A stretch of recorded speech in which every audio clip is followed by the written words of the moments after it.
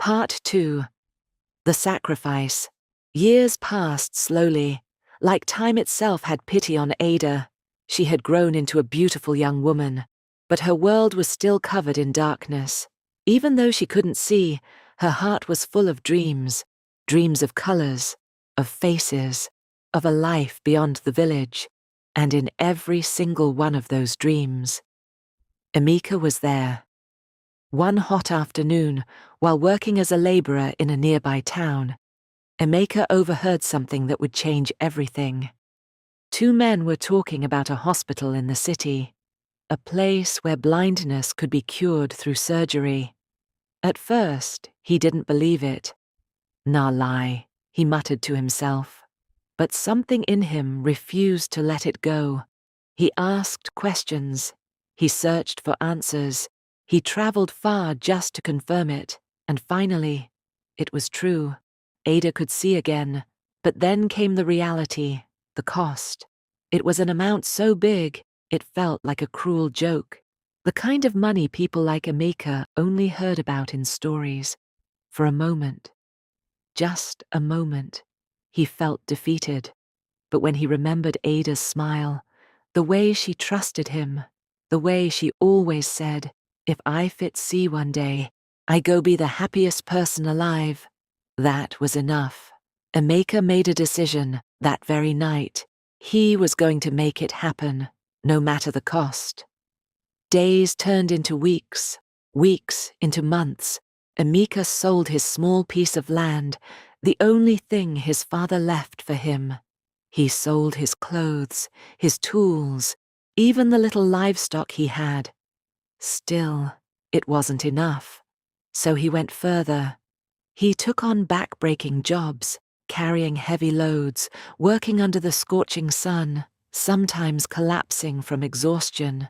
He borrowed money, begged when he had to, and endured insults from people who laughed at his mission. "There are better things to use your life for," they told him. But Emeka didn't listen. He was slowly destroying himself, just to build a future for her. There were nights he slept on empty stomachs, days he worked with trembling hands, but any time he felt like giving up, he would close his eyes and imagine Ada finally seeing the sky, and he would keep going.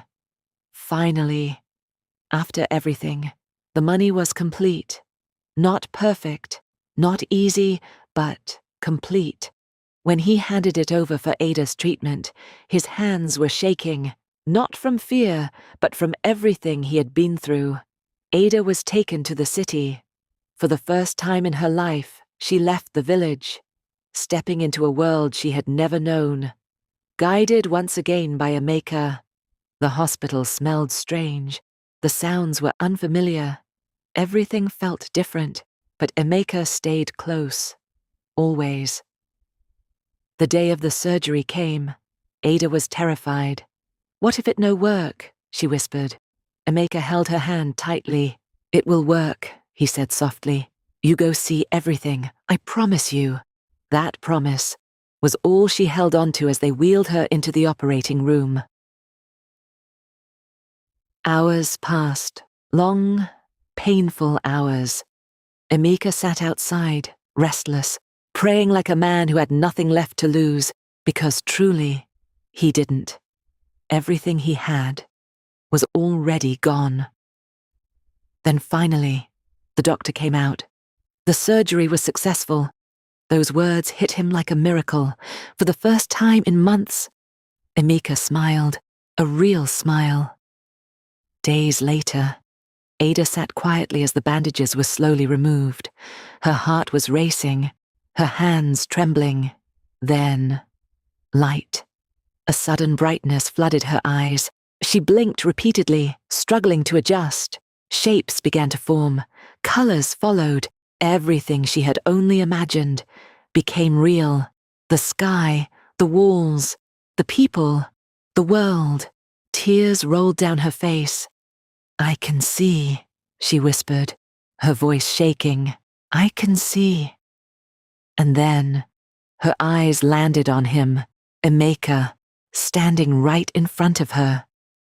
But this was not the Emeka she knew in her imagination. This Emeka looked different. His clothes were old and faded. His body looked thinner. His face, tired, worn out, almost unrecognizable from the strong boy she once knew. The sacrifices were written all over him, and in that moment, something unexpected crept into Ada's heart.